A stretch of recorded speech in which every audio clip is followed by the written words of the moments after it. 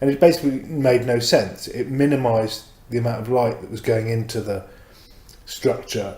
It made it completely private from outside, and it gave the impression that if there had actually been floors and people working inside, they wouldn't have had any light, because if you look at it, it's basically designed not to really let very much light in or through.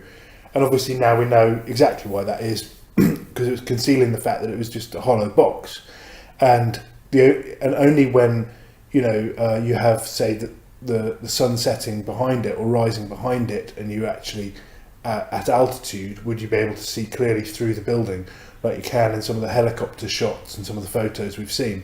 But clearly the exterior of the building was designed to conceal what was inside, as in conceal the trick, which is that it only had a few floors. It basically only had a sky lobby floor, and then the restaurant floor at the top, and I understand there may be a ballroom floor below that. So there were other things that were weird about it. I stayed in a hotel opposite the building for I think a couple of weeks when I was there on business. So I was staying in the Millennium Hilton on the 48th floor, looking directly into the middle of the Twin Towers across the road.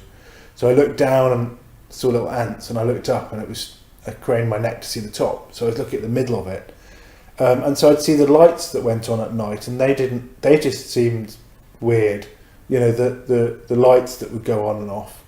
And now I know in retrospect that was an electronic lighting system. It was basically a rig just created to give the impression that there were office floors. There were no actual offices. You couldn't see any people. You couldn't see into any of the floors.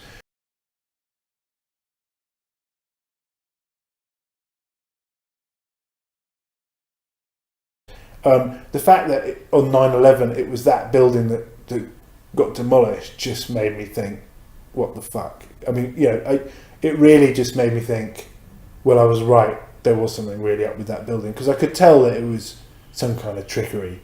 I just didn't come to the realization that they could be so creative. You see, you have to, in order to realize that there are no flaws, you had to entertain that as a possibility, because it didn't really make sense if you think of it. Why would someone, you just rule it out, because why would someone build a structure like that without flaws? You have to be open to the possibility that there's a motive to do that, which later I worked out to be the atmospheric electricity tower.